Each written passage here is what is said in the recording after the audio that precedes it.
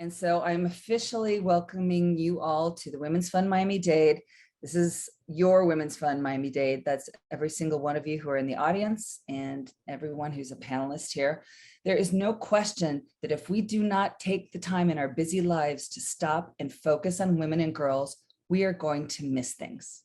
It's better for our community when we're taking care of women and girls. If we don't put on that perspective, things like what are happening are going to happen. So I would like this incredible board that you're going to see their pictures. Some of them are here in the audience today. There are too many of these incredible powerhouses to show in one slide. So we're going to show two slides in the name of the board and our wonderful staff.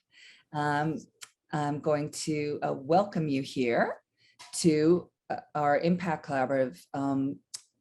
Let me tell you, we have two new people with us. I want to give them a quick chance to say hello and welcome. Two newest staff members, Community Outreach and Development Director, Milana Walter. You want to say a quick hello? Good morning and welcome, everyone. I'm so thrilled to see all these wonderful faces and all the names. Like Maria said, it's your Women's Fund Miami-Dade, and we are profoundly blessed to have you all here. And I know that from the profound professionals that we have on this panel, that my wish is that you take away even more information as you are the game changers, the change makers of this community. Thank you. That's the truth, and that's the truth. And now many of you may actually already know our new development director, Meg Garza, because Meg Garza has been doing good in this community for some time. Meg, good morning and welcome. Good morning. I'm so excited to be up and about and here with everybody today. Such a diverse and strong group. I just wanted to thank the Women's Fund for allowing me to join and be part of this great organization. And there is wonderful things ahead. And thank you so much. And I'm here for you if you have any questions about the Women's Fund, or if you'd like to make a donation. No, I'm only kidding. Have a great day. Thank you so much. She's not really kidding, but good job, Meg. Welcome. We need you. We need you. We have an incredible Rsvp list for today, and that includes rich attendee list of public servants and elected officials. I see on here already Luisa Santos, welcome, school board member. Dr. Dorothy Bendros Mendingal is joining us. We have people from the Miami, from the mayor's office. Daniela Levine Cava's office is here, very well represented. Thank you so much for all you're doing and all of the important things for women and girls that are included in your budget proposal. So please thank the mayor on our behalf. We have people from the office, the Miami-Dade County Board of Commissioners. We have Councilwoman Mary Esteem Irvin and Linda Julian. Thank you, Councilwoman, for being with us. Public servants who have served before, Leanne Tellum and Cindy Lerner, Judge Carol Kelly, Unified Children's Court representatives. Very, very impressive. Plus, we have incredible community partners. Thelma Gibson, thank you so much for being here. 5, 6, 7 institutions of higher learning. It's amazing. CEO of Jackson Health, PTA president of the Junior League, all of these amazing orgs who really make Impact Collaborative come to life, right? It's not just a title. We come here together because we drop a big rock in here in a puddle and these concentric circles go out. So let's go to it. On we go. Vivi, thank you so much for driving. This Impact Collaborative is empowered by 1 Billion Rising and the Scaola Family Foundation. And right now we have to hold a special moment for the solidarity for the people and the women of Afghanistan, who 1 Billion Rising is working with tirelessly. So thank you, 1 Billion Rising, for supporting us and for your global work. Our grand mission needs fuel. So all of us, if you can join us, please do. You can scan here to donate this grand mission. And speaking of what you were talking about before, Dr. Lee, that grand mission includes somebody getting a vaccination. We had to postpone our next fundraiser which was for the legal community. Judge Kelly, you might not have known that yet, but we were supposed to go on October 7th for our Raise the Bar event. And instead of October, because everybody didn't get vaccinated, Dr. Lee, we have to put it onto January. So please do sign up this year to sponsor and Raise the Bar for January 13th, because it will be right after the holidays. So we get ready this year for a better year in 2022. And onward we go. Want to give you a sneak peek. Viviana, who's driving this Zoom, also is our research and data associate. She's been putting together some incredible work. Many of you here today have been interviewed for this landscape report. It's pretty cutting edge landscape of the organizations that serve women and girls, gaps, synergies, and needs, organizational support for women and girls in Miami-Dade County. Here's a sneak preview of some of the quotes from some of our community partners. So we want you to know that that full report will be released this month of September with support from some media. And so we will be in touch and sharing this with you. On we go to my incredible gratitude for this focusing keynote by, she didn't want me to say doctor, so I'll just say, welcome, Ellen Yard. Take it away. Hi, thank you. And thank you for having me today. I really appreciate the opportunity to speak to you all today. I'm just going to be giving you sort of a general overview of the epidemiology of suicide among females in the US. Then I'll also touch a little bit about the potential impact of COVID. So just kind of talking about the general epidemiology of suicide. And you can move to the third slide. So we see that suicide, one reason we're talking about it today is that suicide is a leading cause of death for females in the United States for ages 10 to 54. It's actually the second leading cause of death for young girls, basically girls aged 10 to 24. It's the second leading cause of death for them. When we compare females to males, you can go to the next slide, please. So females actually have a lower rate of suicide compared to males overall, but that doesn't mean that it's still not a public health problem for females.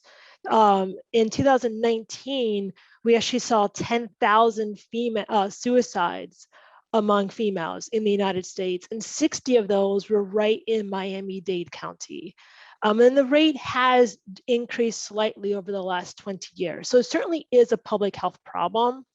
When we're looking at it by age group, so suicide really affects females of all ages, from as young as 10 to females that are in their 80s. But we do see the highest rates among females that are in that middle age range from about 35 to 65. It doesn't affect women equally across different ethnicities or races either. We do see that the rates are highest among females that identify as non-Hispanic, American Indian, Alaska Native, and also women who identify as non-Hispanic white.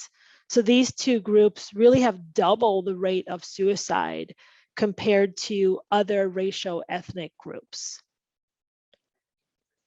When we look across the entire United States, we also see that suicide is not equally distributed. It is, we do have higher rates in many of the Western states, but that doesn't mean that it's not a problem in all states.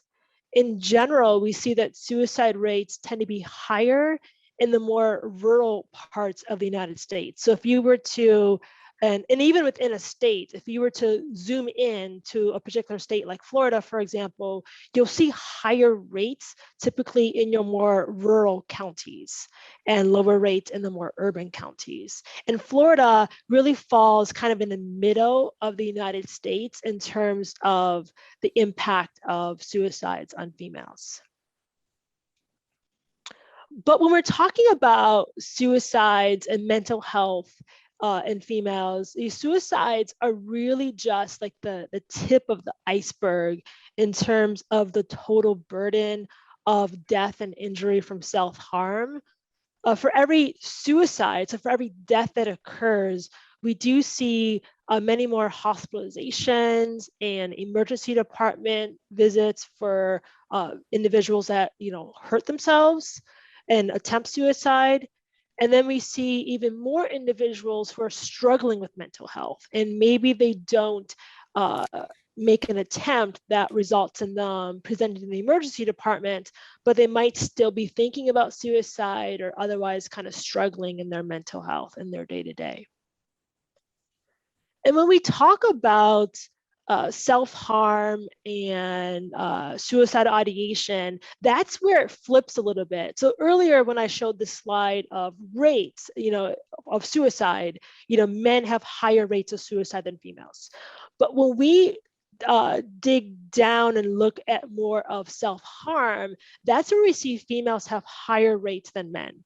And that's been consistent for the last 20 years. We've seen females consistently having higher rates of presenting to the emergency department after a suicide attempt or self-harm. These rates have been gradually increasing over the last 20 years. And in 2019, out of every 1,000 females in the US, 2 of them made a visit to the ER because of a suicide attempt or some form of self-harm. Unlike suicides, where with suicides I showed it was more like the middle age group is a little more affected with higher rates of suicide. When we look at suicide attempts and suicidal ideation, that really affects our younger girls more than our older women. The rates are highest among adolescents ages 15 to 19, and then they're the next highest among females aged 20 to 24. So it's really the high school and college age females that are the most impacted with suicide attempts and suicidal ideation.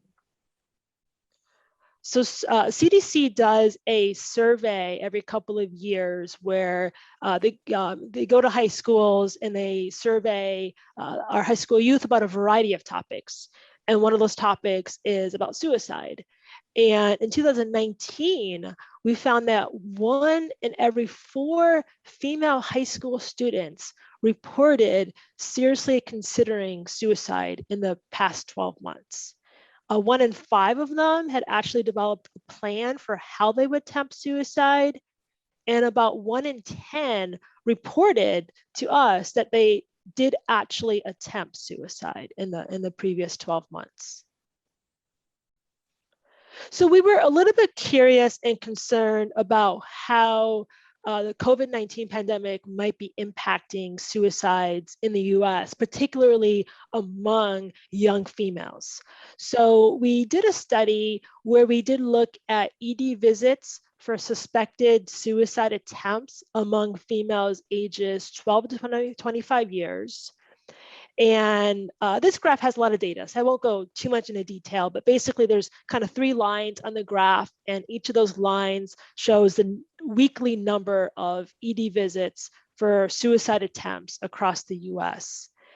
And the dark blue line there is 2020. So we found that in the early months of the pandemic, so sort of like March and April of 2020, you see that solid blue line sort of dips below the dotted line, which is 2019. So we see that in the early part of the pandemic, there were fewer visits for suicide attempts. And we think that's probably because there were actually fewer ED visits total for everything, because people were only going to the ER for COVID at the beginning of the pandemic.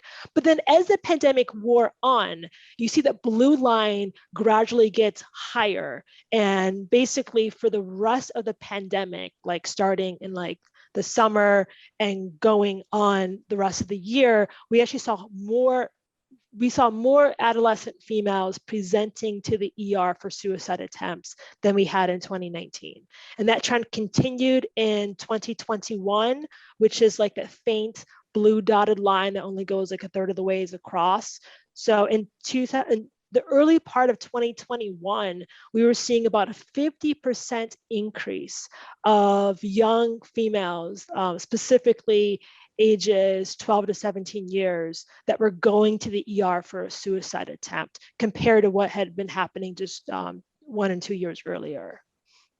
So we did see kind of an impact of the pandemic on suicide.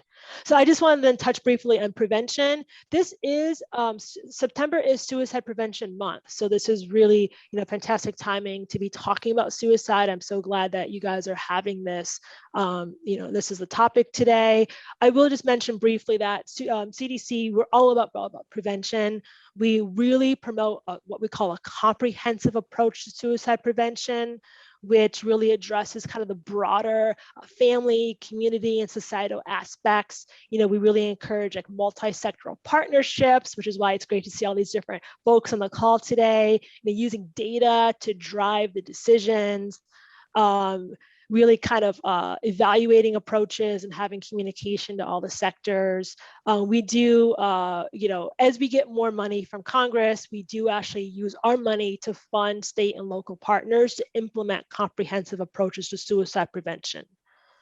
We do also have a technical package that is available on our website, which is also what we kind of push out to state and local partners who are trying to start suicide prevention programs.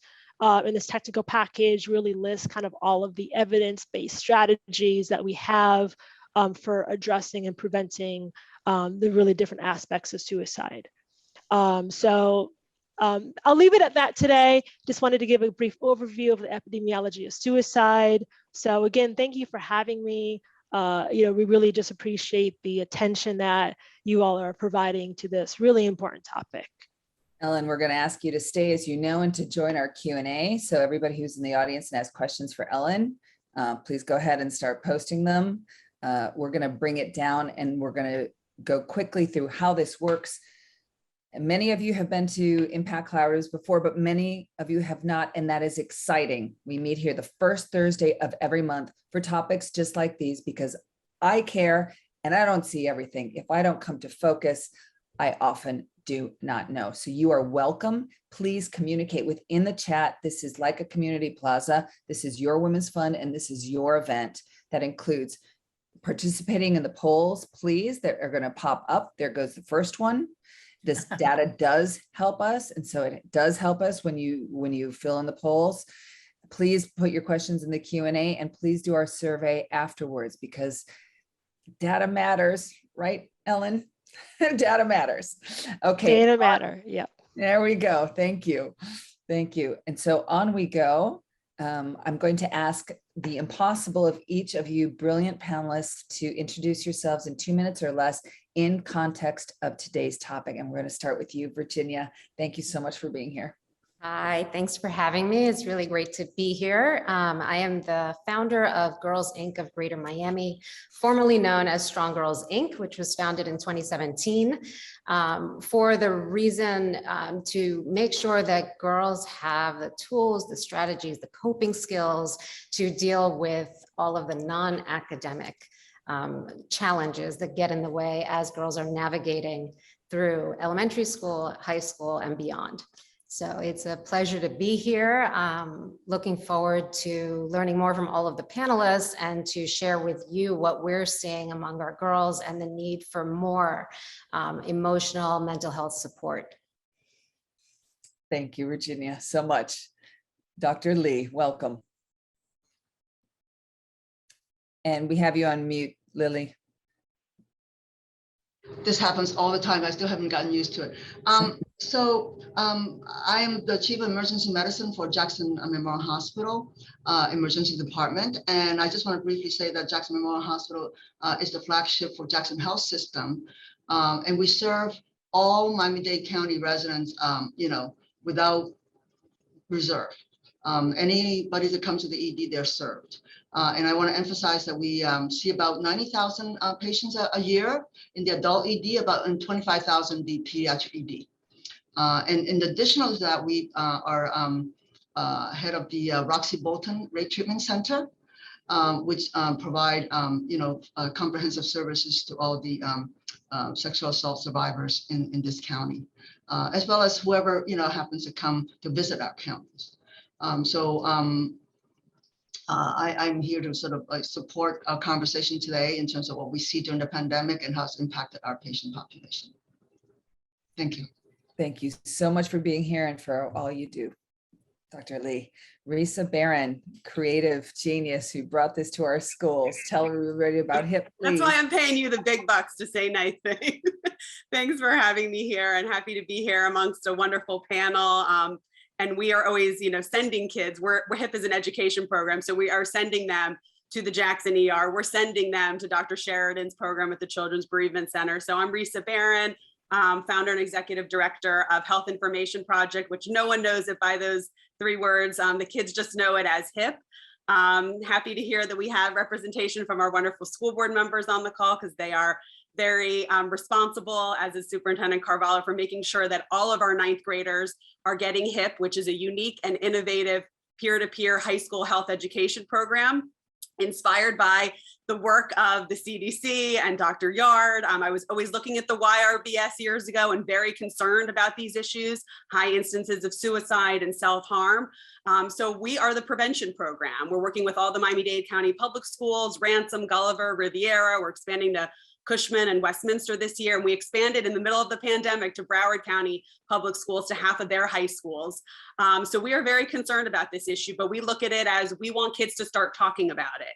So in 9th grade, they're talking about these issues. They're talking about the issues that are leading them to self-harm or suicides. We're talking about depression and anxiety and drugs and obesity and bullying and abuse. And we're making sure that kids feel comfortable having these conversations in their classrooms amongst their peers.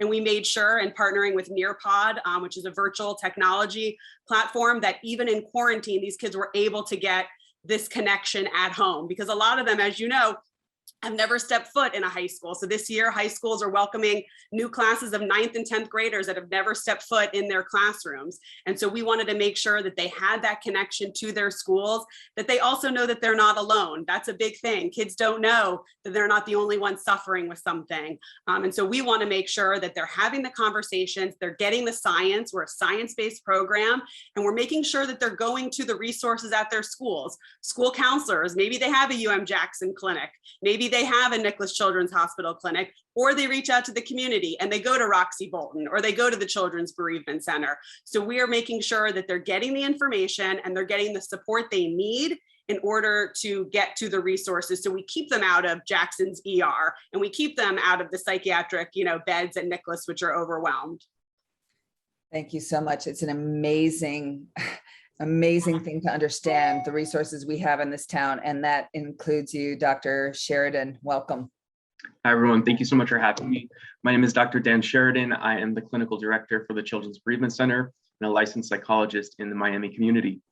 And the Children's Bereavement Center provides free grief support groups for children, teens, and adults after the loss of a loved one, which I'll be talking about later in the presentation about how we can be a resource for you all in the community. But I'm so happy to be here with this amazing panel, and I look forward to any questions or comments from the audience and attendees. So now you know who we have here speaking to you, and we're going to ask them what they're seeing. What is happening now? What's going on? Virginia. There, unmute. So interestingly, we began our programs using a social and emotional learning framework back in 2017, because all of the research and data led us to the obvious need for the social emotional development of children as they're growing up. But that is something that unfortunately doesn't just come naturally. It comes with the support of community, school, parents, all of the stakeholders that are involved in a child's life.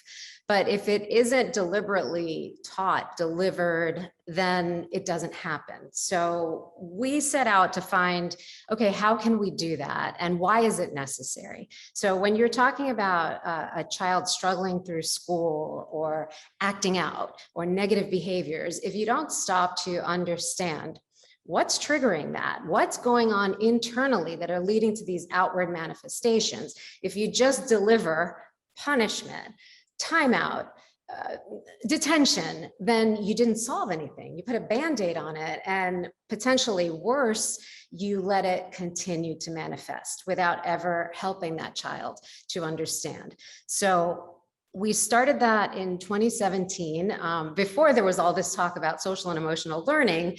And, you know, now post-pandemic, during pandemic, we're still in it. You're hearing, oh my God, we need social and emotional learning. And I'm thrilled. So when I found that out and started seeing all this talk about social emotional learning, I'm like, yes, because our goal was always to scale this. How do we get it to every child out there? And it's important to understand that when you're talking about social and emotional learning, you also have to develop the educator who's in front of the child, the parent who has the child at home. They need to understand and develop their own social and emotional learning to understand emotions, so that they can better, you know, catch that emotion before it triggers them to react rather than respond. So what we started seeing 2020 when we moved over to virtual was, you know, we thought, okay, we're going to pivot and we're going to keep doing what we do because we've been doing this. But it was a lot harder to do on a screen. Our girls are used to, you know, a lot of activities, conversations, interactions. So what ended up happening, we got very responsive to what the girls were asking for. And we learned through the girls and our facilitators that what they really wanted was that space to let it all out. And that, believe it or not, is a tool, right? The ability to just let it out, release the steam, the fear, the concerns, the anxiety was very helpful. So for about 6 months, we had safe spaces done virtually. That was very helpful. But what we recognized at the end, going back and forth with our facilitators and parents and understanding what's going on at home, was a need for something deeper, for something that went a little beyond, you know, social and emotional learning framework, which is great in helping girls develop skills and competencies, but how do you understand on a deeper level? So we are actually moving forward with dialectical behavioral therapy and creating workshops for parents to pilot this summer and then continue on in the fall with the parents and the girls in our program developing that. So there's definitely a need to bring in experts in mental health. We are not that, right? My background is not in mental health.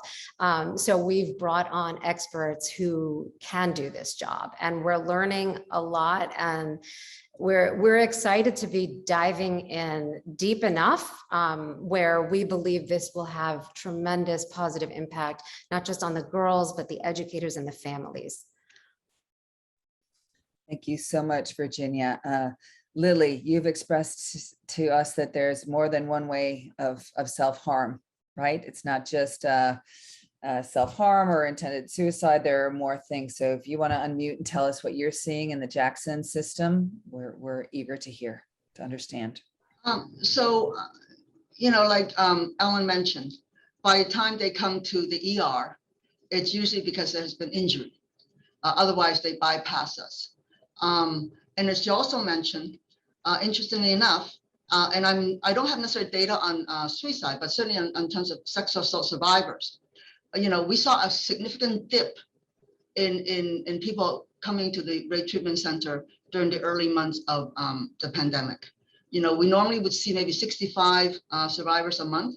It went as low as 24. And we're still actually never back to the old, well, actually, it's interesting. So then we came back a little bit, hovering, you know, about 40. And then the beginning of the year after the vaccination, again, you know, I think people are out more, and Miami opened up. We went back to about the 50s. And again, because of the new surge, we're seeing a slow decline as well. Okay. Now, the interesting thing is that it doesn't mean that people are not getting assaulted. It just means that they're staying home. And in fact, there's data to suggest that because of the isolation, there may be increased sexual violence and domestic violence in this patient population, and that people are just unable to leave their perpetrators. So that's a big concern. And then the other concern about isolation, of course, especially in teenage years, there's so much in social media now. And one of my colleagues has been sort of very interested in human trafficking. Especially, you know, when the 2020, the Super Bowl was coming to the Miami area. And we anticipated even before the pandemic, there was going to be an increase in human trafficking, because that's been the trend that, you know, whenever these large events come. And of course, the teenagers and early 20 females are, you know, definitely open to this kind of trafficking, as we're all aware. So we started looking at ways to screen. And again, like I was saying, you know, my thought is that with people being isolated, we can imagine that, again, this is an open platform where the potential for more trafficking as well. So my colleague and I, we've developed a screening process in the Jackson Health System that we're going to implement to, again, help us, you know, screen as they come to the ED for other reasons. Because interestingly enough, 88% of the people that these trafficking victims that you speak to, you survey, they say that they've accessed the healthcare system at some point, but have been missed. We have not been able to identify them. So, so that's my point then, is that, you know, we all have to be aware. We have to be on the lookout. We have to educate all the healthcare givers into looking at signs and symptoms. You know, they're not going to come and tell you oftentimes what's going on. They present in many other ways, and this is a great opportunity for us to sort of express to everyone the sort of the awareness of the problem, and therefore once you're aware of it, you can then evaluate and measure it. And I'll be honest, we don't have a lot of numbers about the suicide attempt presentations to the ED, and that's something that we need to work on. It's amazing. Stronger Together. The Women's Fund did the official Stop Sex Trafficking campaign to the Miami Super Bowl host committee. And so, there are so many amazing people. 3 more commissioners' offices have joined us today. Thank you so much for being here. NAMI is here, people from the YWCA, besides Be Strong and Christy House and Thelma from Girls Rock. Please all know that on our website, we have really amazing tools about awareness of especially young people being groomed. So I'm going to ask our team to post links here on the Women's Fund, Miami-Dade.org. We worked with survivor leaders to show us what this messaging should be like. It's not what it looks like. It's not a fairy tale. These are real messages. We have tools. This is all to be shared. So please, let's really impact collaboratively our community by sharing the tools that we have. And we have many of them here. So we invite you to please all log on and share. Risa, you are getting back to school. What are you guys hearing? So it was obviously a difficult year for kids, you know, especially in quarantine, and what Dr. Lee was saying, you know, there was a lot of suffering. It wasn't always safer at home. It may have been safer at home for COVID, but not if there's domestic violence in your family, or there's mental health issues, gun violence. I mean, the list goes on. And kids, as we all know, you know, derive a lot of their daily lives are about extracurricular activities and social connection. Putting social media aside, they crave that interaction. So they were, you know, away from their routines, they're away from sports or maybe music or anything, or mentoring programs, you know, that gave them that lifeline to the outside. So of course, the social isolation led more to anxiety and depression. They were oftentimes away from those that had gotten help. They didn't have access to their mental health providers, right? I mean, obviously we learned that we could do a lot remotely with Zoom, but a lot of kids don't know. Teachers were telling us that it was very concerning to them because they would look at a Zoom screen and not know what was going on in that kid's life. But usually when they'd walk into their classroom, where the school counselor would say, you know, that kid would pop into my office, and the activities director would say, oh, I had my kids that I was always looking at. They were able, you know, they weren't medical clinicians. They didn't have degrees, you know, in psychology or psychiatry, but they have instinct and they have experience. So they were able to see, you know, who was struggling.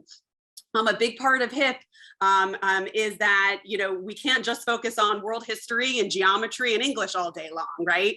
So the statement that our educators are making by allowing HIP to go through the school day and saying that every 9th grader is going to get it. So in Miami-Dade County alone, we're going to have close to 40,000 kids. They're going to get our comprehensive health program just in this school year alone. Says, hey, You know what? It's not just important for world history. We need to talk about depression. We need to talk about anxiety, and it's okay to talk about these things. And one thing, we're a wonderfully multicultural South Florida, community. But with that comes what we've learned from our family, whether it's religion, whether it's something you learn from the country you came from, so oftentimes kids don't know, oh, maybe that's not healthy, or maybe that's an abusive relationship. You throw out the word human trafficking, those terms, they don't know what that is, but we break it down in the curriculum so they know the signs, right? They may not understand of depression or suicide, but in order to take care of our girls, we have to educate our boys, right? Because that's someone's sister who might be self-harming. That's a dad that needs to look after his daughter. And we're also creating young people that are going to be the doctors, the Dr. Lees in our community. They're going to be your boss, right? So you're going to need to be able to make sure that we have compassionate, professionals in the community that understand when someone's going through a divorce, or someone's sick with cancer, or someone's child is dealing with depression and maybe they need to go on leave. So it's about, a community effort to make sure that we're supporting girls and making sure that, people are aware of these issues. But, we're kind of that first point of contact in the high schools to say, hey, we're talking about these issues. There's no shame. We're all dealing with something. Right. And that's, I think, what kids just, as I said earlier, they feel alone all the time and there's shame. But then when they realize there's a classroom filled with other kids who might be homeless, whose parents may have passed away from COVID, all of a sudden that makes them feel more comfortable, and having these peers, these 11th and 12th graders, go into their classrooms, every other week to say, hey, we're here for you. And this is important, and reach out to the adults at your school. That makes all the difference. So, coming back to school, there's obviously anxiety. Kids are worried about COVID. They're dealing with the trauma of family members who were sick, family members who died, parents who lost jobs, homelessness, food insecurity. I mean, they weren't doing well before, but now we've added more to the plate of these kids. So hopefully having them back in school, we'll be able to provide them with some stability and the resources. And, and it's wonderful that Miami and the state of Florida, have increased the number of mental health people at our school sites, but we still need to do more. In an ideal world, it'd be wonderful. We've had a school-based clinic at every school. If we had more medical personnel at every school, because then we'd be able to focus more on prevention. We don't want them to get to the point where they're seeing Dr. Lee. That's right. See them, support them. If you don't understand what's going on, you're not going to see it. Everybody's busy, and we need to have the tools to be able to see. You're all helping us so much. Dr. Sheridan, what are you seeing? Thank you. So in my talk, I'm going to focus a lot more on grief, and it's really surrounding the pandemic and how it's affected young girls.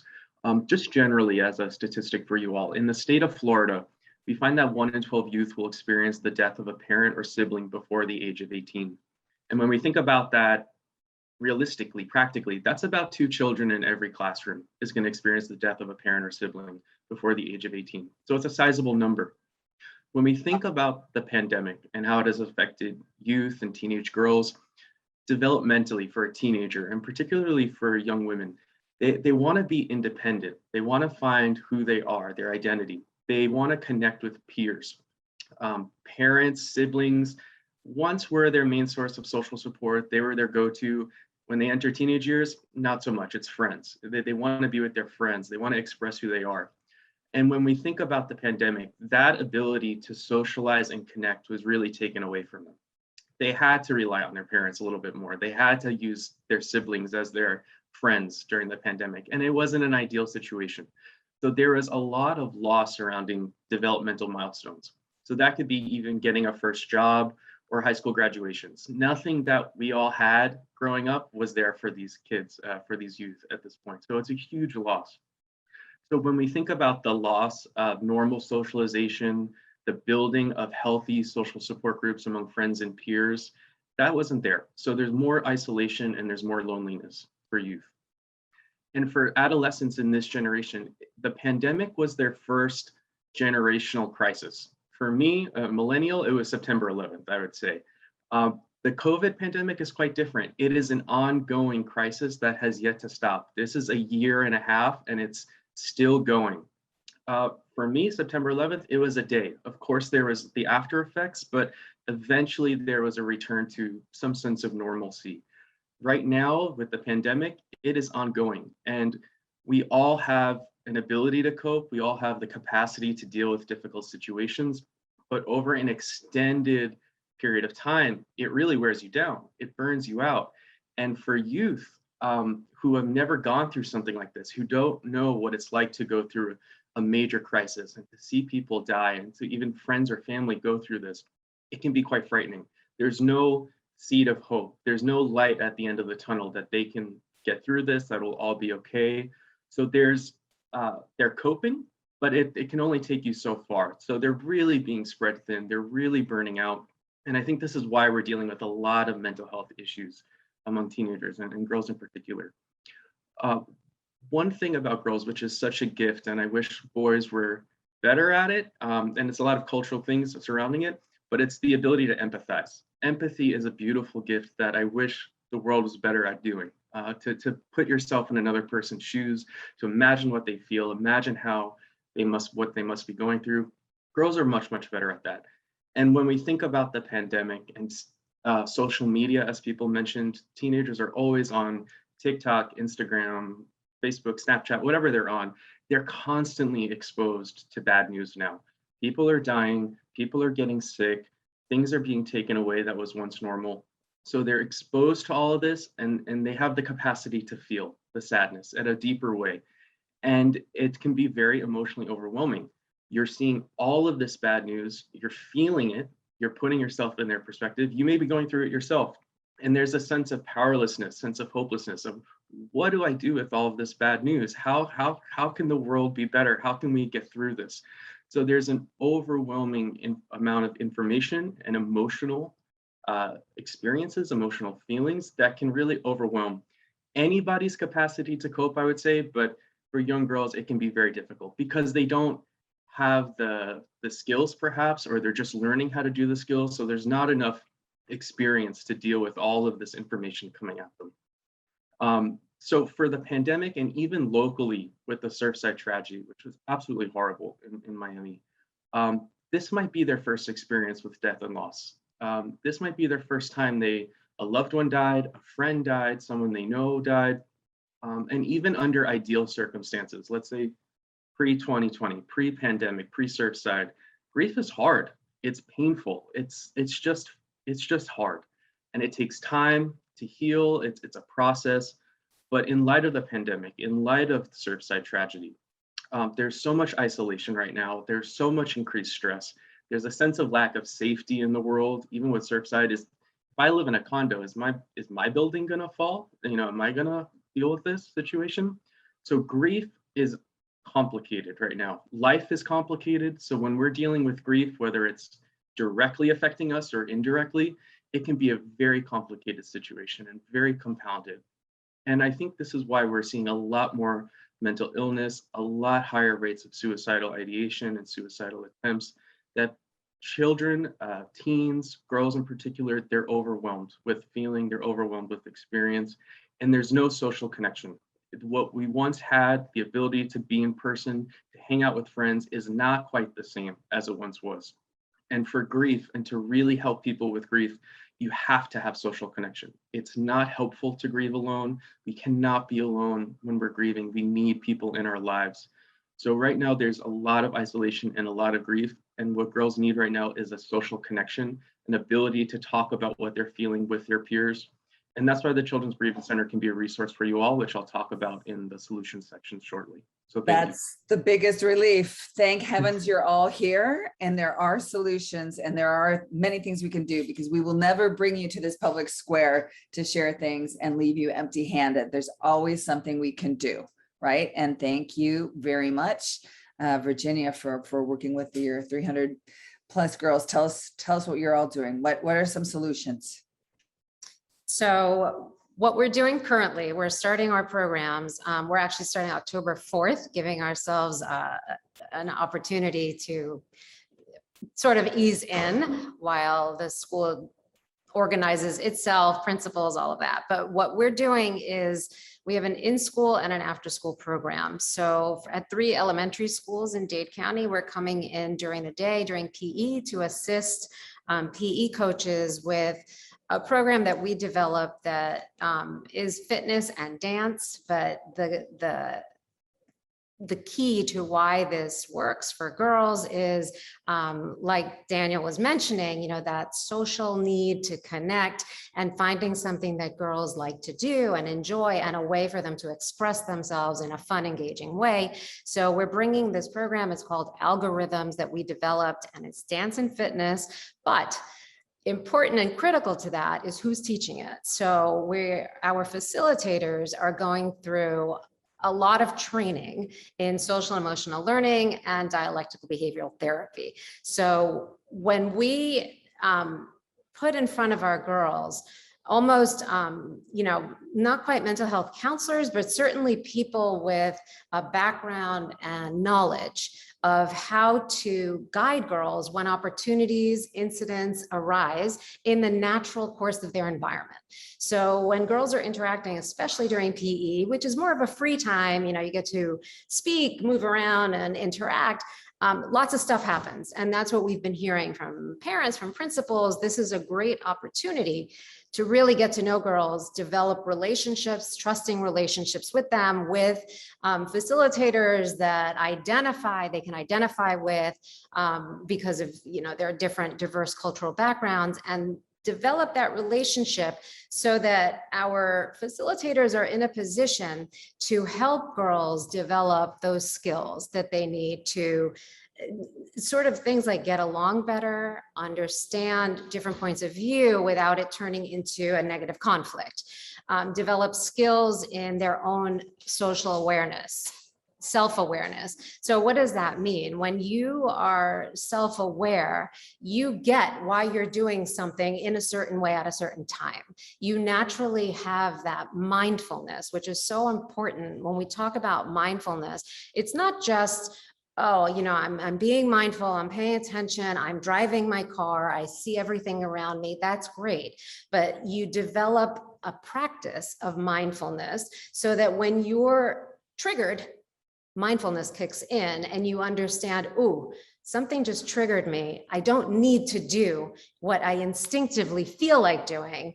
I have alternative skills, coping strategies that I can use. And, you know, anybody that's been triggered and reacted in a way that they weren't proud of knows what that feels like, and it's not great. So at the moment, you know, you may have released some anger and it helped at the moment, but then you walk away, everybody feels bad. So we come in to teach girls that really regular daily practice of mindfulness to better understand themselves and then deal more confidently with all of the challenges that are coming at them. So that's what we're doing. We do it during the day, during PE, and we do it after school in 2 programs for elementary school and middle school. Fantastic. Thank you. Dr. Lee. Oh, we have you on mute, Lily. Sorry. I want to briefly talk about the Rape Treatment Center, the Roxy Bolton Rape Treatment Center. We offer a 24-hour hotline, but additionally, the center itself is open 24/7, 365 days a year, and is manned by advocate social worker and also a SANE trained APRN. And among the major services we provide is advocacy. Not only do we provide advocacy at the Rape Treatment Center, but that service is available to all the other emergency departments in the county. Because although all emergency medicine physicians are trained to do a forensic exam, but the advocacy is a huge part of it. And we actually will, provide advocacy service to other emergency departments in the county, right? But additionally, we obviously do the forensic exam, but we provide treatment, right? Post rape treatments for sexually transmitted infections. And we do crisis intervention. We do follow-up in terms of social work follow-up, therapy group, and counseling. And of course, our SANE trainers also become witnesses during trial. And we encourage, we really, I mean, obviously it's ultimately the survivor's decision, but we collect the evidence and it allows them the potential to follow up the case, and we provide the legal backup for it, okay, along with the county attorneys. And then secondarily, I want to also mention that since we're talking about pediatric population, we have developed also a human trafficking algorithm for pediatric age, and with red flags. Again, we use this in the medical setting, but I think it's flags that we should all be aware of, so that you can sort of be on the lookout. And then additionally, we use, next slide, please. Again, some of the screening sections, but last slide, mainly also the resources that are available. Of course, there's a National Human Trafficking Hotline, but there's also a Thrive Clinic in Miami-Dade that's run by the University of Miami. And they provide a lot of the services, and there's a email and phone number for them. And of course, these being minors and vulnerable adults, all of these are mandatory reporting. Just want to remind everybody that, we need to do that step in order to involve, DCF and also the police in these cases.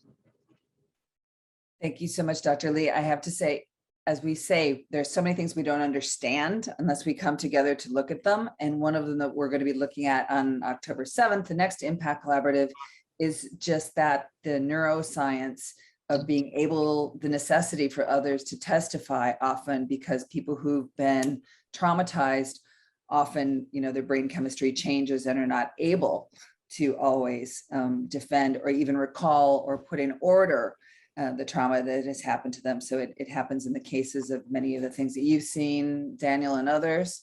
But also we'll be talking about that more next month, because we really need to understand it, because it's really help if you don't understand what people are going through and the neuroscience behind it. That's super important. Thank you. Risa, solutions, what have you got for us? Just wanted to quickly piggyback on what Dr. Lee was saying, that the legal element is something really important that you have to explain to kids, right? Whether it's them hosting a party and they're underage, and the liability of their parents who might be out of town and they're hosting a party, you have to explain things, when it comes to drugs and those kinds of things, but also about abuse, right? Or reporting, sometimes they're scared because that's a family member. Maybe they are, reporting. Maybe that person, they know their immigration status, so they're scared. Oh, is that person going to be sent back if I report the abuse? Maybe it's happening to them. Maybe it's their mother's boyfriend, so kids are very concerned and they're very smart, right? So they think about those things. We once did a focus group at a school and we said to the kids, oh, well, why weren't you going to your counselor to talk about some of these mental health issues? And a few of the kids said, oh, we don't want to get arrested. And we said, what do you mean arrested? And we had found out that a child had been Baker acted the week before.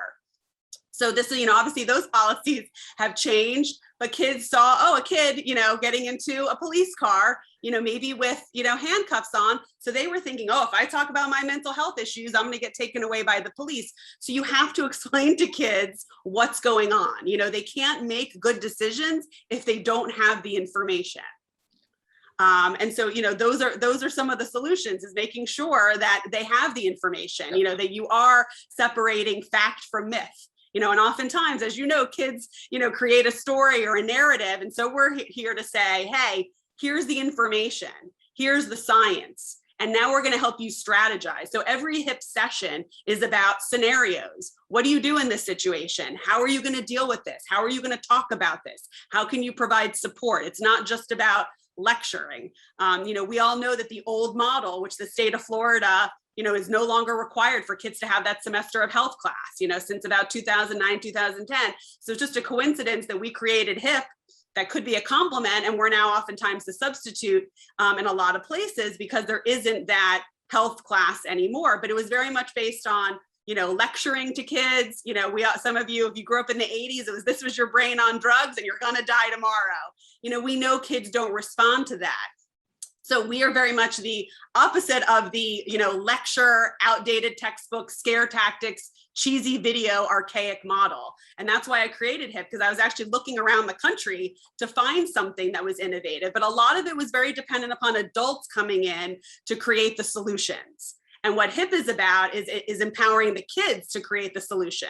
And they were there the whole time. We just overlooked them, so that's why, we realize that the adults are a big part of the puzzle, but the kids are the ones that are really running this, and so for us, the adults also supporting kids, it's really important. We have a lot of teachers that tell us that they were unaware of what was going on in their classroom with kids, and they can only address the academics if we're addressing the distractions and the stressors going on in a kid's life. Because we all know if there's a girl sitting in that classroom who's self-harming, it doesn't matter how much you reinforce that AP World History exam, right? She's so distracted by other things going on. So for the teachers, it's been very enlightening. And we know from the science that in order to be academically successful, we need kids to be physically and emotionally well. So that's part of the solution. It's a win-win for everyone. And I think it's important that, our educators have become more enlightened to that, because we know that we can't focus on that, state exam or that national exam or getting kids to college, if we don't focus on what's going on in their lives. And this has been a year of tremendous distraction and tremendous stress. Amazing. No brain drain here. Thank you for having that program here in your hometown, Risa. And I have to say again, how amazing it is. And Luisa Santos and others from the school board who are here. Thank you. No, I'm very proud that it's a Miami thing. There's no one else doing this around the country. And we all created this as a community, and so I'm very proud that we will be the model, for health education, and we can export it instead of us importing so many programs. So I'm very proud that in my hometown and being an MDCPS grad. Fantastic. Dan, help us, solutions. Sure. So I'm going to talk about the Children's Bereavement Center and how we can be a resource for you all in the community.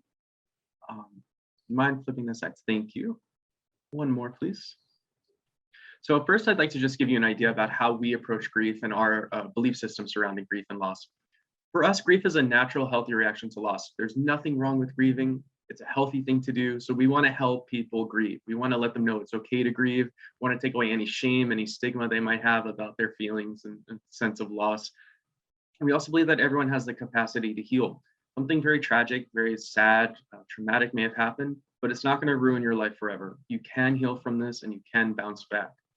We also believe that everyone grieves differently. It looks different, it lasts a different amount of time. There's no timeline for grief, and it may be expressed in different ways.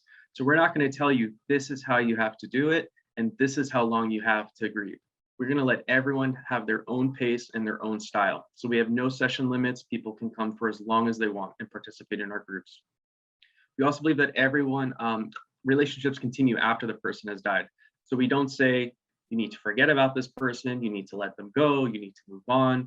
Instead, we're going to help you find that connection with your loved one who's passed away. And for every person, that's different. It could be music, photography, cooking, prayer, meditation, whatever works for you, we want to help foster that so you feel that connection still to your loved one. As I said before, we all need social support. Nobody should grieve alone. So that's why we provide grief support groups. It's such an essential aspect of healthy grieving. So we want to provide you a community where other people are grieving. Of course, the story, of course, the relationship situation may be very different, but you're in a community with people who are going through a loss, who are grieving, and you can connect and you can share your story. And you often find that there's more in common than you realize. And lastly, we believe that grief can be transformative and it can lead to positive growth. So not only do we talk about the sadness and the pain and the loss, but we talk about how a person can change after a loss. People learn a lot about themselves. We often have parents, someone loses a spouse and they say, I never thought I was able to take care of my kids on my own, have a job, do everything that I did with my spouse, and I'm doing it all on my own, and I'm doing pretty well, and I'm finding myself. I'm finding strengths I never thought I had possible. So we also take a strengths-based approach to our grief support groups. We recognize change when it happens. We celebrate strengths when they come up. So we really hold both sides, the loss and the growth that can happen. Do you mind going back one more time? Sorry, there's that picture of backpack full of rocks, and it's not there randomly. It's a nice metaphor we use for our groups. We say that going to a grief support group and going through a loss, when we go through a loss, it's like a backpack full of rocks. It's uncomfortable, it's heavy. Nobody wants a backpack full of rocks, but it's what you got. So if you come to a group, it gives you an opportunity each week to take that backpack off and to look at those rocks that are in there. And you say to yourself, do I want to hold on to that rock for another week, or do I want to let this one go? And the idea is the more you come to a group and the more you talk about your loss and connect with other people, you're going to be more willing to let go of those rocks. So eventually your backpack's going to become much lighter, much easier to carry. We can't take it away. That's your backpack. That's your loss. And we can never take that loss away. But we can help you live with it, live with that pain a lot easier. It doesn't have to hurt as it once did in the beginning. So just some ins and outs about our group. As of right now, all of our groups are offered virtually online because of the pandemic. Once we're able to return into person safely and we can be in community and groups, we're going to go back to in-person and keep the virtual as well. So we're going to have both options for people. You can be in person if you want, or you can continue online if you want. But either way, all of our groups are consistent and predictable. During grief, we all need consistency and predictability, whether you're an infant or you're a grown adult. So we don't change the time, we don't change the date. People know that groups will be offered on Monday, Tuesday, Wednesday in the evening. It's something they can rely on. We also follow a school calendar to make it easy to deal with children's schedules and school schedules. So Labor Day coming up on Monday, we're not gonna have groups that day. But if whenever there's a holiday or school's closed that day, we're gonna not hold groups, but we do have a 12-month schedule. So we do meet over the summer. We don't have a curriculum, so we're not going to tell you what we're going to talk about that night. We empower our participants to talk about whatever it is they want to talk about that night. They can start the conversation. We empower them to start the conversation. So we meet them where they're at rather than telling them to go where we are. So we follow their lead. When we are in person, all of our groups are within schools in the community for two reasons. One, it's a comfortable place for children to attend. And it also allows us to never have a wait list. So whether we're online or we're in person, we're never going to turn people away because we're too full. If a group, one group fills up, if we're in person, we can open another classroom and have a group. If we're on Zoom, we can have a breakout room. So we can always get people in that week. We never reach capacity. Everything is free of cost, whether that's in person or virtual. People pay nothing to attend our groups. There's no session limits. They can come for as long as they want. And when we are in person, we also provide a pizza dinner, so we feed the family. We encourage a full family model of grief support. So grief is not a child's problem. Grief is not the parent's problem. Grief is a family issue. The family is going through a loss together and they need to heal together. So we encourage the whole family to participate in our groups. Having said that, our groups are separated by age range, so they're developmentally appropriate. We have elementary groups, middle school groups, high school groups, and adult groups. We have adult English and adult Spanish offered online right now. It doesn't matter when the death occurred. It could have been 5 days ago or 5 years ago. If you're grieving and you feel like you can use a little support right now, you can join our groups whenever you're ready. People might join right away, 5 days after a loss and say, you know what, this is a little too intense for me. I don't think I'm ready. Totally fine. You can take a break and come back whenever you feel like you can talk about it or be in the group. So we leave the door open always. As I said, everything we do is age appropriate. We are grounded in scientific theories of grief, and all of our groups have at least 2 facilitators, one of which is a licensed mental health counselor, and the other is a community volunteer. Our groups are not therapy, they're peer support, but what we do is therapeutic. So just keep that in mind.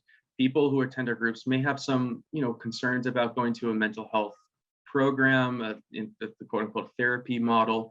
We are peer support. We empower our participants to support each other, but we always like to have a licensed professional in the room to make sure we're not missing anything, to make sure our participants are taken care of. And if they do need a referral to a mental health counselor, we have someone who's trained and experienced in providing that referral. Next slide, please. Thank you. So how do we help people? How do we help our participants? First and foremost, we help develop coping strategies. How to get through the day, how to get through the week, really skill-based coping strategies. We also help our participants be more self-compassionate towards themselves. Grief has no timeline. Everybody grieves differently. And there's often an idea that, oh God, I've been grieving too long. I gotta let this go. I gotta move on. I was doing well for so long, and now I feel like I'm back at square one. I'm having a horrible week. That's okay. That's normal. That is what grief is. Grief is a roller coaster. There's ups and downs, ebbs and flows. So we help people become more kind to themselves when they're grieving. We also strengthen families. Families learn to have hard conversations, and grief is tough. It's really difficult to talk about your feelings, your pain, how you miss that person. So the families, parents, and children learn the language to talk about grief and loss. And after the groups, they can come together and continue those conversations. So the family learns how to talk about difficult conversations together. Participants also gain perspective about their grief. So what does that mean?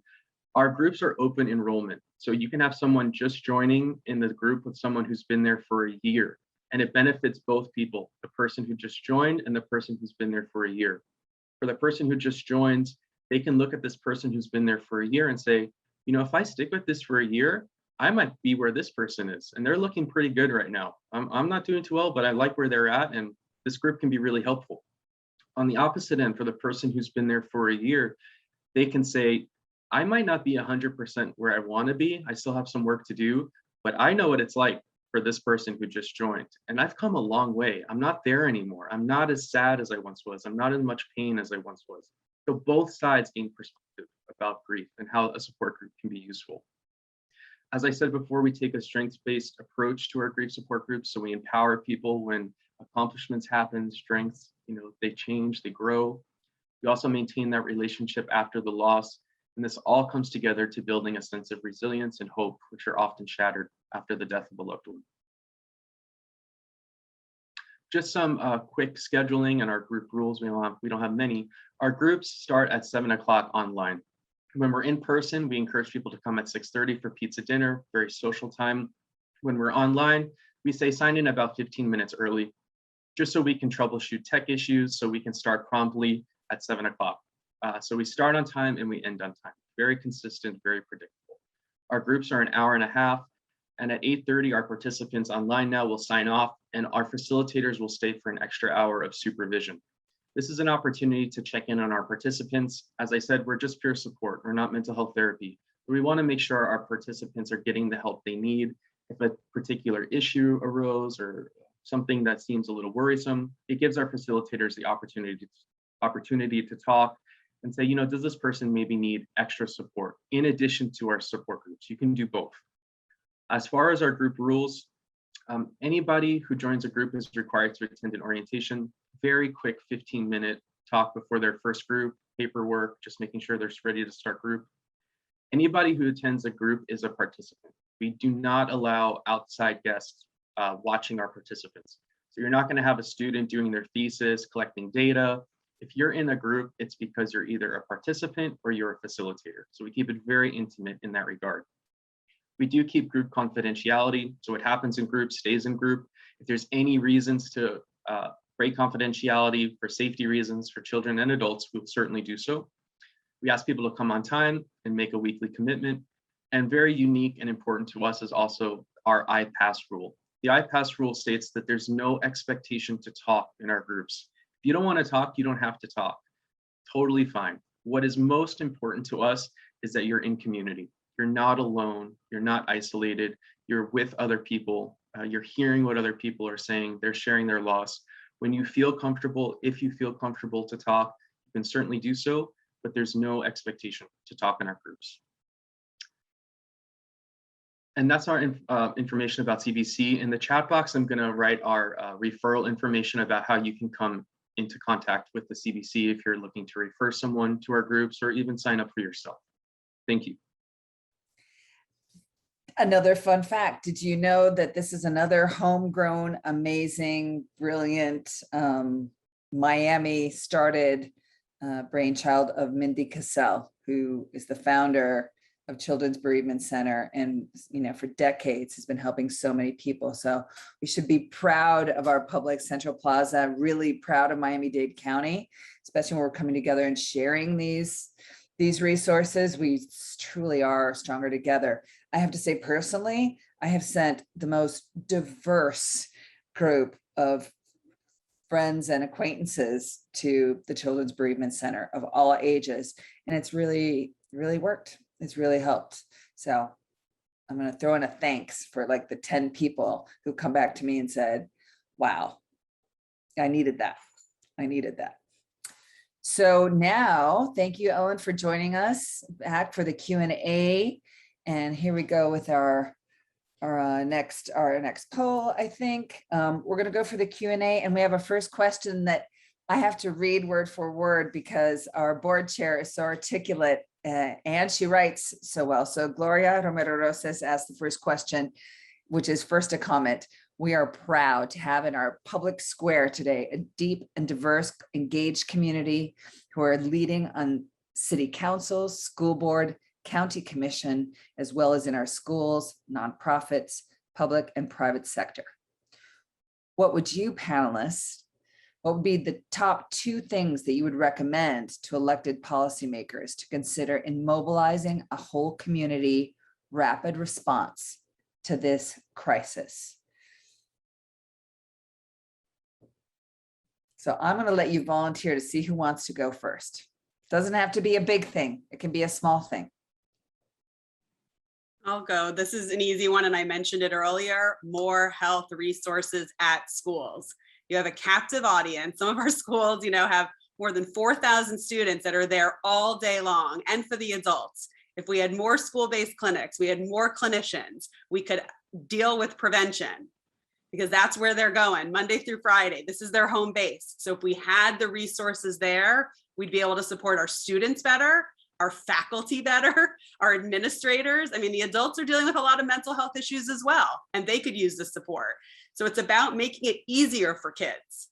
We have a wonderful health resource portal for each county we partner with, but a kid wouldn't know about Roxy Bolton or Children's Bereavement Center. We might know about these resources because we're in the know, but we have hundreds of thousands of students, in the 4th largest school district here in Miami, and they don't know about some of these gems we have in the community. So we curate them. It's very hard to figure out how to go to a federally qualified health center, or where's the closest Jackson outpatient center to where I live, and what are the hours for me to get there? Do I need to go with a parent? Do I need insurance? How do I get insurance? What is Medicaid? What is Florida Kid Care? And so it's about really making it easy. And we don't do a great job of that sometimes. So I think if the one wish that I had, it would be to have more school-based clinics and for us to have more resources at the school sites. I think that would be a game changer for our community. Thank you so much. Virginia. Yeah, so I agree completely with what Risa is saying, but it's also important to know that while we do need a rapid response to the crisis that is very visible now, this is not a new problem. Children have always struggled with mental health concerns that go unaddressed for a million reasons. So I would say, in addition to a rapid response, a lasting, sustainable response. This is not an overnight solution. The problem didn't develop overnight.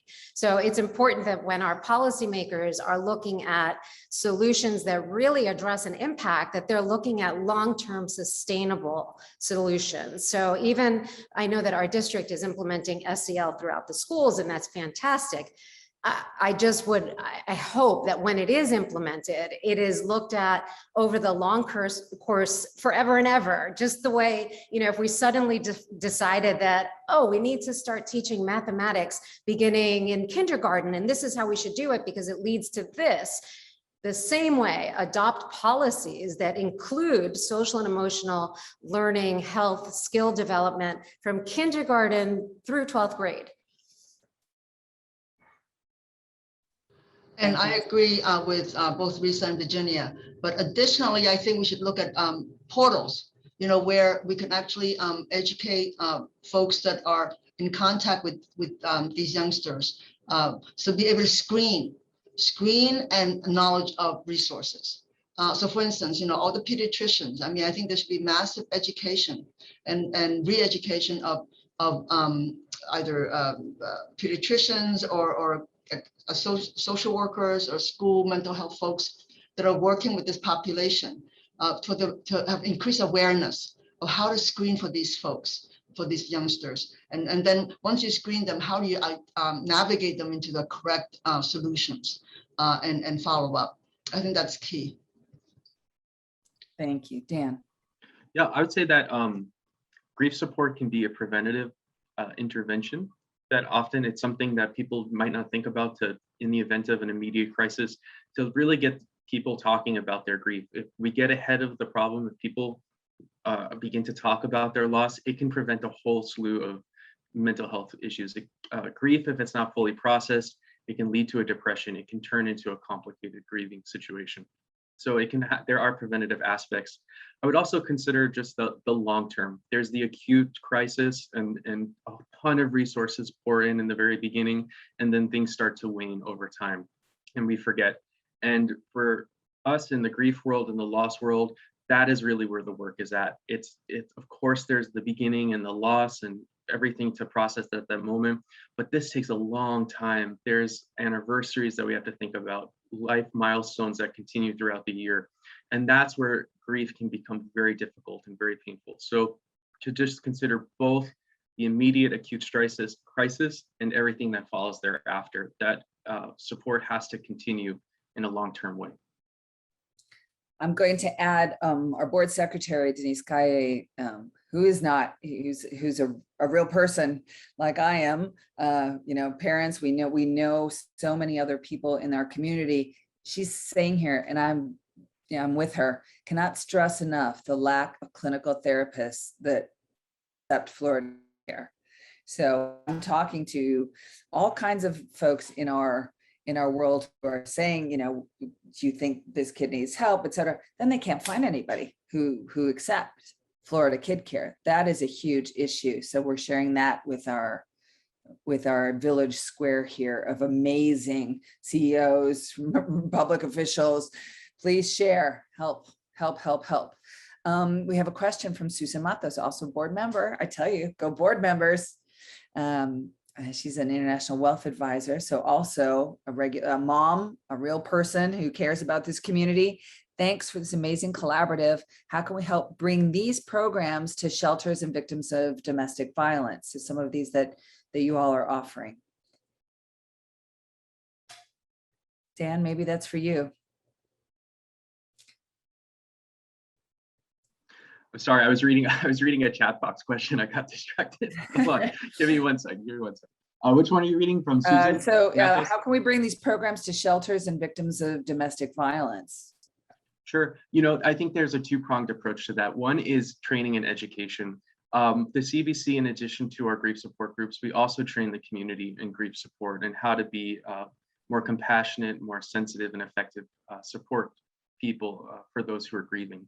So at the outset, I would encourage any organization in this chat or other organizations, we provide grief trainings to nonprofits, organizations to help you become better at helping the people you work with in providing grief support, just to listen. Sometimes we say things that are well-intended, but they're not really the best things. We could say it a little bit more sensitively. We could say it a little more supportively, and just how to think about grief, what it is, what it isn't. So there's a training aspect to this. And also I think our virtual platform, our groups provided virtually has really expanded our ability to provide access to those who maybe were unable to drive to an in-person location, had different work schedules that made it more challenging. So now that we're online, we can open this up to different communities, different areas of South Florida where grief support is now a lot more accessible than it once was. So a silver lining to the pandemic from our position. Want to add into there, one of the most important things that all of us can remember is that there is always something that you can do. We are never, let's not do that. There's never not something that you can do. So there are some very basic numbers. There's 911 and there's 211. And Lily, you get the 911 calls, correct? Well, I mean, you're absolutely right, Maya. Right? Yeah, I mean, I agree. I mean, we get the sick, we get the patient with mental distress who have injured themselves primarily, right? Either through substance abuse as their way of coping, and then now they are agitated and psychotic and they're brought in by Baycraft, by the police, or they've actually, injured themselves and now we need to treat them before we can actually forward them to so in terms of what I see that we need and how we do community outreach, but it's absolutely like what Dan is saying, one way that we can expand our reach is through telehealth at this point. And we're trying to partner sometimes with the paramedics, and we're piloting a study where we could actually provide telehealth with the paramedics so that we can actually triage these transports and maybe do intervention at the scene as opposed to bringing them to the hospital. Because having said that, the people that do need to come to the hospital, there's a huge shortage of inpatient beds, right? As we all know.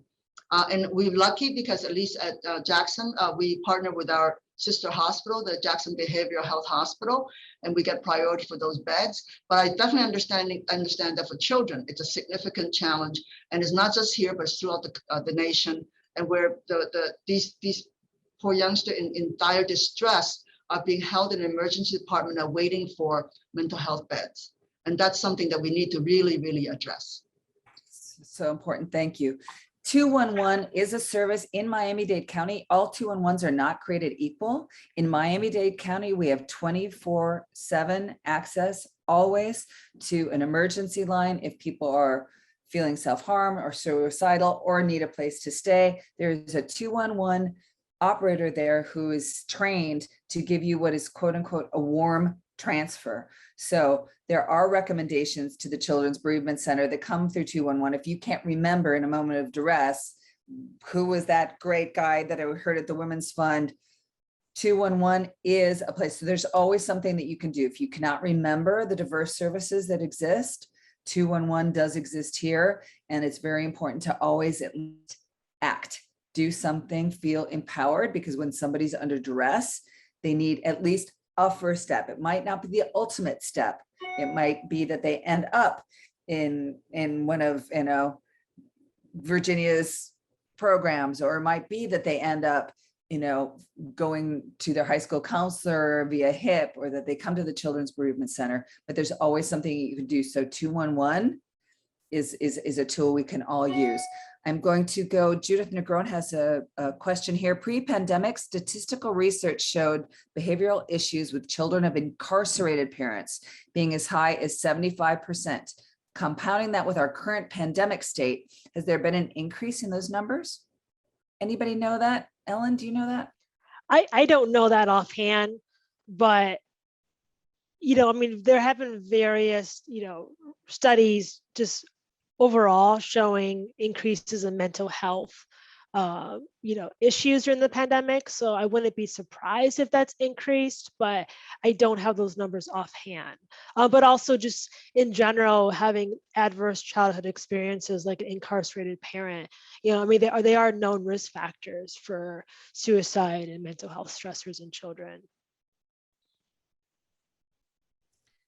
Most absolutely. And one of the questions that we had before is, can you see this Impact Collaborative later? Can we see it? So I'm going to take opportunity to say we had, I think just 3 months ago, a session on incarceration and how victims of violence are often end up being incarcerated, that there's a whole cycle there. And there was some really interesting discussion there about how we're affecting those families. So especially every incarcerated woman who's often been abused before she got into the time when she ended up being a perpetrator. Then for every incarcerated woman, there's so many families who are affected. So I encourage you all to go on our website and look at that. And for addressing today's question, yes, absolutely. Within 24 hours, you will be able to see the recording on our womensfundmiami.org website. It's there in your chat as well. And you can subscribe to our YouTube. So every time an Impact Collaborative comes up and we're working from 9 to 10:30 on that Thursday and you want to see something, more than anything, we really want to encourage you to use it. This is your material. So if one of the school board members wants to take a minute of what the CDC said, or what Jackson Health said, or what Girls Inc. said, or you are all very welcome to use this in large or small pieces. This is your material, and we highly encourage it to be shared, please, with your colleagues. So there were some questions here about the number of people who had lost loved ones, and I think it got answered in the chat, but let me make sure. Let's see. Kathy was asking, does anyone know how many children have experienced loss of a family member, or friend, et cetera, during COVID? And I think Gloria had said there are over 30,000 Floridians who've died of COVID this past year and a half. So there are many children and others who've been impacted and not had that, that kind of support. So I hope that, does that answer that question? I think so. Maria, sorry, I also yeah. see a great question in the chat that went to the host and panelists from Arathi Ramappa. I'm pronouncing that correctly. Our vice chair, It's basically, yes. It's asking about developing SEL skills for parents. What are we doing? That's such an important question. And I'm glad it was brought up, because so for our part, what we have learned since we began social emotional learning is that it's really important to bring the parents into this for, you know, some obvious reasons. Like if we're teaching girls certain skills, like, you know, close your eyes, count to 10 before you respond, and you do that at home, when a parent doesn't know what you're doing, that could be misconstrued as rudeness, you know, a thousand things. So there's that important communication part. But beyond that, parents need support. I've spoken to parents in our program, of girls in our program, who really appreciate what we're doing for the girls and have asked us for other resources. So for our part, we have included now workshops for parents that begin in the summer. Intensive at first in the summer, it'll be a 6 to 8 week program, and then continuing throughout the year on a monthly basis in conjunction with the girls, so that what's being taught in school is being reinforced at home and vice versa. Fantastic, fantastic. Deanne has an amazing question here that you don't have to answer if you don't know, panelists, and it might actually give us another seed for another future impact collaborative. Is there anything in place to help our police respond more effectively to situations involving a mentally ill person? And I'll expand that to say, or somebody who is grieving or self-harm, very different from, an active shooting or somebody who's stealing from the local convenience store. Do any of you know about training for the police? I'm not an expert on this, but I sit on the School Health Medical Advisory Committee, which every school district has in Florida. And maybe someone, can offer more information in the chat, but they did a presentation a little over a year ago about how there was more mental health training for the local police in Miami-Dade County. And I know it's part of a national initiative. And I know that there are certain police personnel that are trained specifically in mental health. So I know that it is going on. I don't know the status of it. And it was a presentation, pre-pandemic. So I know that Miami was, working on that. Maybe someone who's viewing can shed some more information on that. We've talked about these things before, but that is seriously, that's going to be a future impact collaborative. Yeah. We are working on things. The University of Miami has been also working with the police departments to look at the differences, because we have so many police departments in Miami-Dade County. That's really important, Deanne. Thank you. Talking about how amazing Miami is, the Children's Trust, I don't even know if you all know how amazing the Children's Trust is and how our tax dollars are helping us. So Natalia actually posted there in the chat the resource for the Children's Trust. They have resources, so you can go to their page as well. So I invite everybody to see that comment from Natalia. Amazing. Oh, and PACE, my goodness, yes. Cindy Lerner, thank you for your service to our community as well. Okay, so I promise we are just like you all, the hour and a half, we honor your time. We start at 9 sharp, but you can come early if you want to hear us babble and chat. We will let you into our central plaza. But if you want to volunteer with the Women's Fund, we are growing our sort of very core base of what we can do is volunteer core. And so you can help us to build it. If you'd like to join us, please, you can do it on our website. There's the QR code.